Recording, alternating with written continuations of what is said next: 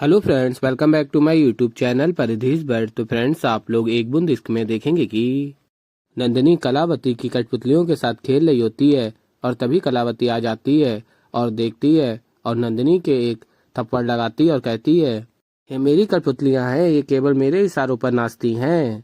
मेरी इतनी हिम्मत, मेरी कठपुतलियों के से खेलती है। और तभी नंदू कहती है, मुझे माफ कर दो, मैं नहीं खेलूंगी, मैं हाथ भी नहीं लगाऊंगी पक्का। और कहती, बहुत दर्द हो रहा है। और फिर कलावती कहती है, नंदिनी रानी सांस ले लो, देखो तेरी इस हरकत की वजह से तेरा पूरा मेकअप खराब हो गया। और कहती, लिपस्टिक भी खराब हो गई, रुक मैं लिपस्टिक लेकर आती हूँ।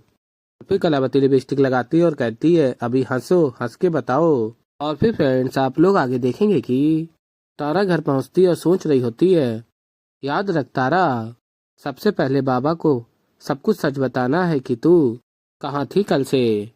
और जयराज पूछ रहे होते फहीम मियाँ से तारा बहू की कोई खबर। तभी तारा आ जाती है और कहती है, बाबा। और फिर तारा कहती, बाबा मुझे आपको कुछ बताना है। और फिर जयराज कहते हैं, इससे पहले कि आप कुछ कहें, हम आपको कुछ बताना चाहते हैं। आपने मीठी बहू को फोन करके कहा कि वो मुझसे झूठ बोले कि आप उनके साथ हैं। आपने ये भी झूठ बोला कि आप अपने माँ के घर गई हैं। और तभी नंदिनी कहती है, ऐसी ही बहन है हमारी तारा, झूठी, मतलबी।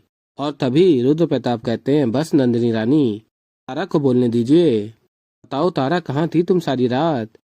और कहती, नंदिनी चुप क्यों हो, बोलो। और फिर तारा बताती है, मैं अपने पति के साथ थी। और फिर फ्रेंड्स, आप लोग आगे देखेंगे कि जयराज कहते हैं, तारा से ये कैसे हो सकता है, मृत्युंजय जेल में है, एक अलग कोठरी में है। और फिर तारा कहती, हाँ बाबा, पर मैं उनसे तारा बनकर नहीं, एक आम वर्कर बनकर उनसे मिलने गई थी। और फिर जयराज कहते, क्यों क्यों किया आपने एक गैर कानूनी काम। फिर तारा कहती, बाबा मैं अजीब से धर्म संकट में थी, मुझे समझ में नहीं आ रहा था कि मुझे क्या करना चाहिए। और उन्होंने मुझे बताया कि मुझे सच का साथ देना चाहिए।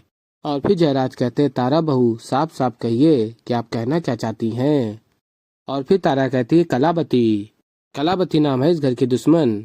और बताती है, इस घर की बहू बनने से पहले मैं उससे किन्नरों के मंदिर में मिल चुकी हूँ। और फिर जयराज पूछते हैं, कौन है वो। और फिर तारा बताती है, कलावती, हम सबके बीच में ही है बाबा, हम सबके साथ। और तारा बताती है, रुद्र प्रताप है कलावती। और फिर फ्रेंड्स, आप लोग आगे देखेंगे कि निर्मला जी को पता चलता है उनके बच्चे के बारे में। और फिर आगे आप लोग देखेंगे कि तारा आगे बताती है, हाँ बाबा यही है वो, नर कलावती। इन्होंने सिर्फ कलावती के रूप में ही नहीं, इन्होंने रुद्र प्रताप के रूप में भी परिवार को बहुत नुकसान पहुंचाया है।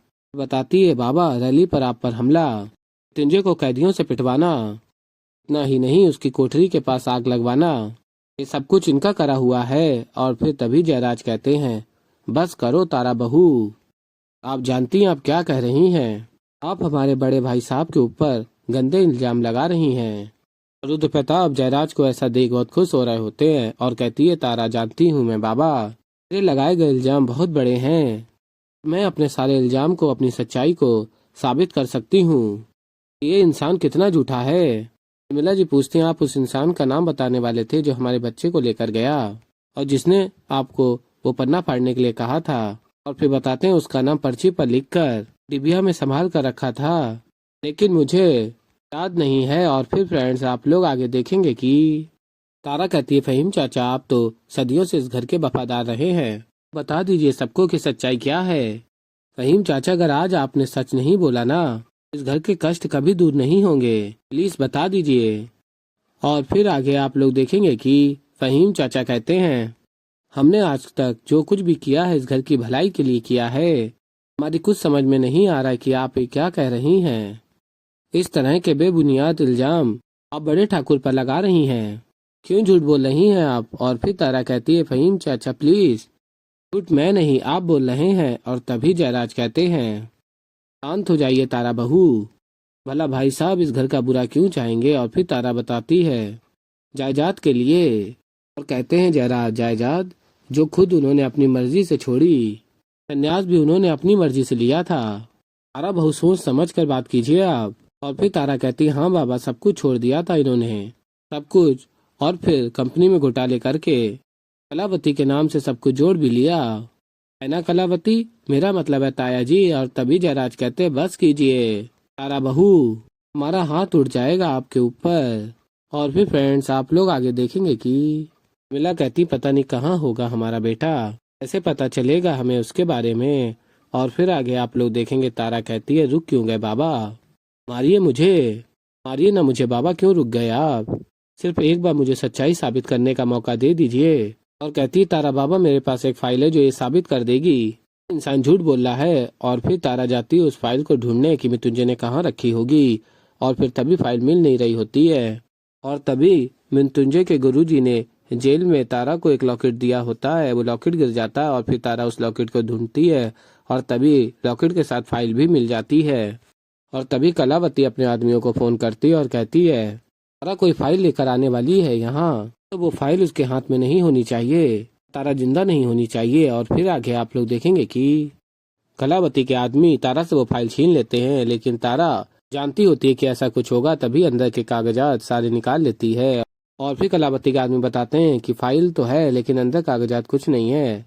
तारा कहती है इस बार तुम्हें तारा नहीं जीतने देगी कलावती। और फिर आगे आप लोग देखेंगे कागज लेकर जाती है और जयराज को देती है और तभी जयराज कहते हैं बहुत देर लगा दी आपने तारा बहू। और फिर तारा कहती है हाँ बाबा, क्योंकि जब मैं ये फाइल लेने गई थी तो कुछ गुंडों ने मुझ पर हमला कर दिया, मुझसे ये फाइल छीनने की कोशिश की। और फिर जयराज कहते हैं फिर एक नई कहानी सुना रही हैं आप। और फिर तारा कहती है शायद आपके लिए एक कहानी है बाबा, लेकिन अब तारा नहीं बोलेगी, उसका ये सबूत बोलेगा। और फिर जयराज सारे कागज देखते हैं और कहते हैं हम अभी आते हैं। और देते हैं कुछ कागजात और कहते हैं एक नज़र इस पे भी डालिए तारा बहू। और फिर तारा पढ़ती है और कहती है ये फाइल एकदम गलत है, झूठ है।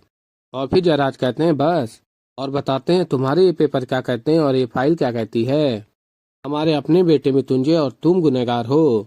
और फिर तारा कहती है बाबा मृत्युंजय और मैं, बाबा मैं सच कह रही हूँ। तभी जयराज रोकते हैं हमारी कंपनी में धोखाधड़ी हुई थी, पर वो हमारे सन्यासी भाई साहब ने नहीं की, बल्कि मृत्युंजय कर रहा था। और भाई साहब को पता चला, उन्होंने फिर भी मुझे नहीं बताया क्योंकि वो हमें दुखी नहीं देख सकते। पर तुमने अपने बाबा को तुमने भाई साहब के खिलाफ भड़काया। और तभी तारा कहती नहीं बाबा। और जयराज कहते हैं उनको फंसाने के लिए तुमने झूठे सबूत इकट्ठे किए, इससे ज्यादा गिरी हुई हरकत नहीं हो सकती।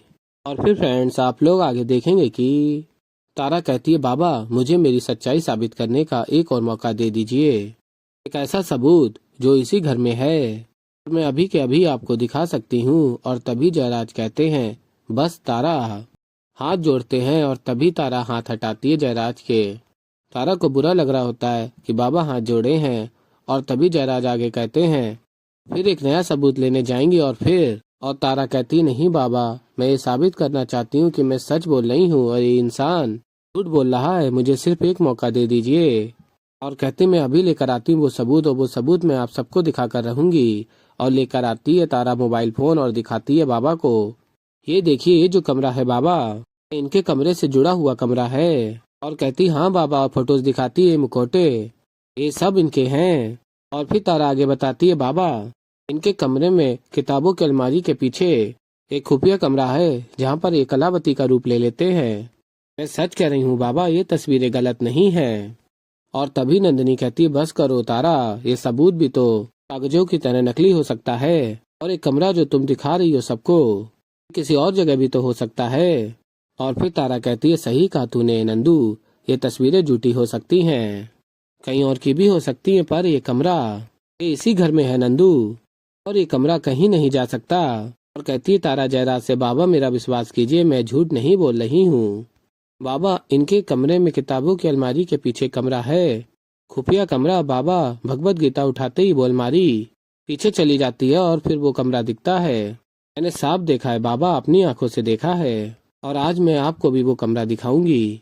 और फिर जयराज मान जाते हैं और देखने जाते हैं उस कमरे को। और फिर तारा दिखाती है लेकिन वो भगवत गीता हटाती और कमरा नहीं दिखता, अलमारी पीछे के लिए नहीं जाती। और तभी तारा सोच रही होती है कि आखिर ऐसा कैसे हो सकता है। और फिर जयराज माफी मांगते हैं रुद्र प्रताप से। तो ऐसे ही फ्रेंड्स आगे और भी बहुत कुछ देखेंगे। तो अभी के लिए इस वीडियो में इतना ही। तो फ्रेंड्स अगर आप लोगों को हमारी वीडियो पसंद आई हो तो वीडियो को कर दीजिएगा लाइक, और अगर अभी तक आप लोगों ने हमारे चैनल को सब्सक्राइब नहीं किया है तो चैनल को कर लीजिएगा सब्सक्राइब, और बेल आइकन को ऑल पे करके प्रेस कर दीजिएगा जिससे कि हमारी नई वीडियो का नोटिफिकेशन आपको मिल जाए। तो फ्रेंड्स, मैं मिलता हूँ जल्दी आप लोगों को एक नई वीडियो के साथ। तो तब तक के लिए बाय बाय।